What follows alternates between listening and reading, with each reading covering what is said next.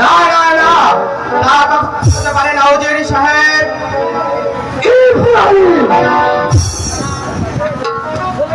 তুমি এসেছো আমাদের কাজে বাধা দিতে? না, বাধা দিতে নয় সেনাপতি সাহেব, আমি এসেছি আপনাকে স্মরণ করিয়ে দিতে।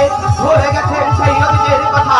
মনে করে দেখুন, একদিন আপনার পুত্র পরিবার ক্ষুধার জ্বালায় ছটফট করে কাঁদছিল ভবনের জন্য।